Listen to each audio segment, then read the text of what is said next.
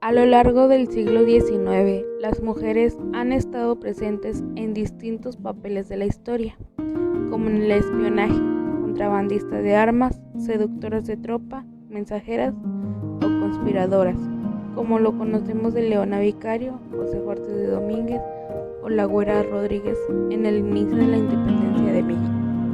La mujer a través de la historia se le ha considerado como un ser inferior, que solo era como objeto para satisfacer las necesidades del hombre. Debían permanecer calladas, dedicadas al hogar y ser discretas en cualquier asunto.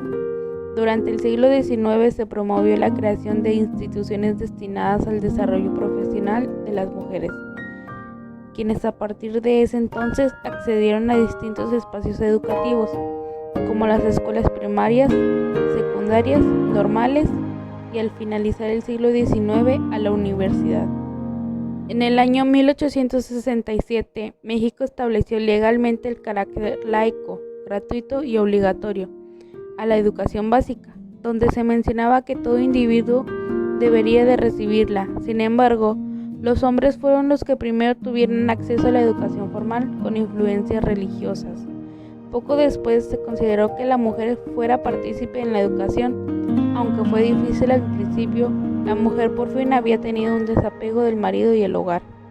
Se legisló que toda niña de 7 a 9 años debería de acudir a la escuela. Sin embargo, hubo una escasez de alumnas considerablemente alta, ya que se consideraba que era mejor adquirir una cultura doméstica que sería más útil en algún futuro. En 1818, Joaquín Fernández de Lizardi publica La Jicotita y su prima, que fue reconocida como manual de educación para la mujer, donde se podían encontrar diferentes principios a la pedagogía. Mencionaba en él que la ignorancia producía esclavitud y desgracia, y la ilustración era fuente de libertad y abundancia. Los principales puntos de este manual eran los cuidados de la madre con sus hijos, de la cual mencionaba que no debían de dejarse a cargo de nodrizas. La educación intelectual, refiriéndose a que los niños deberían asistir a partir de los 5 años a la escuela.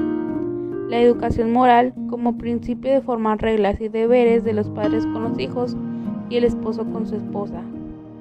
Por último, la educación física, que consistía en los paseos por parte de padres o escuela. Es importante mencionar que este autor se caracteriza por estar en contra del fanatismo religioso que está impuesto a las mujeres. Al paso de los años, luego de la aportación de Lizardi, empezaron a salir diferentes artículos como El Seminario de las Señoritas Mexicanas, Educación Científica, Moral y Literaria del Bello Sexo, donde se hacía referencia a que solamente la mujer sería útil para la sociedad si solo tenía cualidades como la amabilidad, honradez y ser apreciable ante los ojos de estos. Se veían artículos acerca de historia, lógica, física, astronomía, etc., con la intención de formar una mujer culta y con conocimiento en diferentes disciplinas.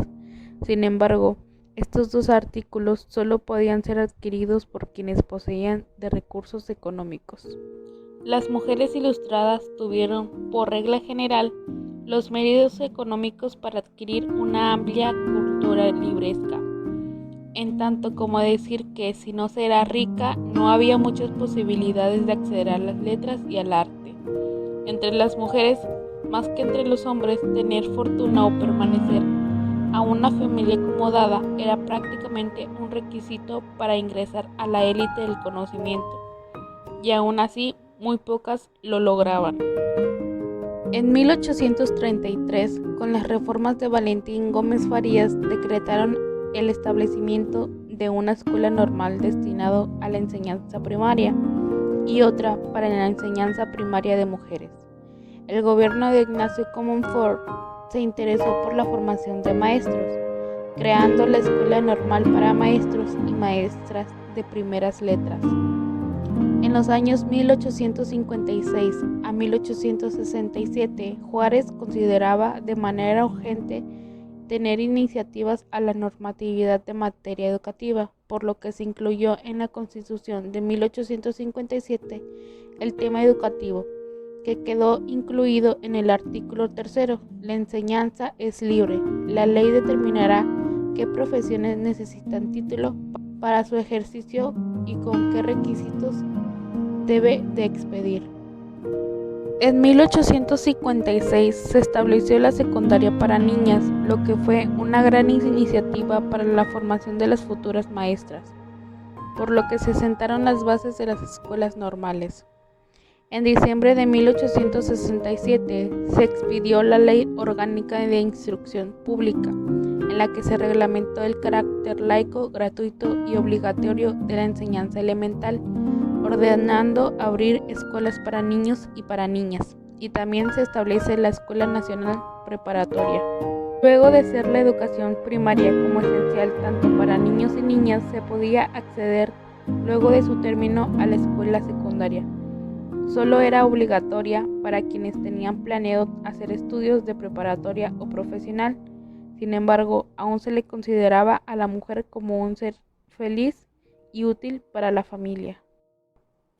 Se creó la Escuela Secundaria para Niñas, fundada en 1869. Para 1878 cambió su nombre por el de Escuela Nacional Secundaria de Niñas, y su plan de estudios se aumentó a 6 años en lugar de 5, y ofreció a las alumnas la posibilidad de titularse como instructoras de educación primaria. Aún después de introducir la escuela normal al país para que la mujer trabajara, existía el pensamiento madre de familia y mujer de sociedad, por lo que a finales del siglo ya se hacía polémica por la emancipación de la mujer para ser partícipe en la política o ciencias que dejarla en la ignorancia.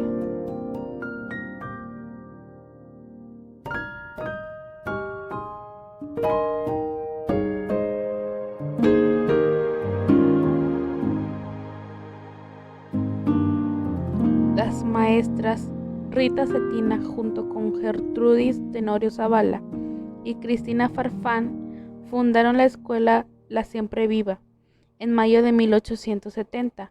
Esta escuela fue parte de un proyecto educativo privado dedicado exclusivamente al público femenino, que se integró por 3 elementos: una sociedad científica y literaria, una escuela para niñas y una revista concebida como órgano de difusión que se editó con regularidad hasta febrero de 1872. En sus páginas se postuló la educación femenina en su función familiar como formadora de ciudadanos. Alumnas de esta escuela, como Elvia Carrillo Puerto y la misma Dolores Correa y Zapata, abrieron brecha en los espacios que tradicionalmente se les habían negado a las mujeres. Ellas son escritoras, poetas y mujeres comprometidas con las causas sociales. Hicieron inteligentes cuestionamientos para propiciar un cambio en la participación femenil en la educación, así como para incrementar su presencia. Se dedicaron a estudiar las diferentes afectaciones en la educación, así como también los beneficios de la pedagogía en cada etapa de la vida. Una historia a recordar del siglo XIX es la de Matilde Montoya, quien recibió educación por parte de su madre. Al paso de los años, hizo un examen que la acreditara como maestra de primaria a los 13 años.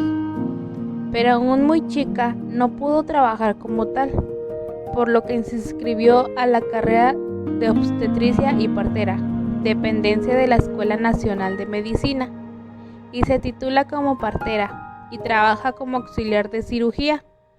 Tiempo después, cursó el bachillerato exclusivamente para mujeres. A los 18 años ingresa a la Escuela de Medicina para romper los paradigmas que se tenían de las mujeres, pero la presión fue tan fuerte que ingresa hasta los 24 años, decidida de ser una profesional en su área. Sin embargo, los problemas se volvieron a atravesar, ya que era necesario revalidar las asignaturas del bachillerato, pero se le fue negado, por lo que solicitó cursar estas materias en la Escuela San Ildefonso, pero un obstáculo más se entromete, ya que el reglamento interno de esta escuela se refería a alumnos y no alumnas, por lo que mandó una carta al presidente Díaz solicitando su apoyo ante este problema, y este le responde de manera favorable. y da instrucciones a la Escuela San Ildefonso. Una vez terminados los estudios, solicita su examen profesional y nuevamente se hablaba del reglamento que se referían a alumnos, por lo que acude nuevamente al presidente Díaz y logra titularse como médica. Matilde, a pesar de sufrir de discriminación, consiguió su título, convirtiéndose así en la primera mujer en recibirse como médica.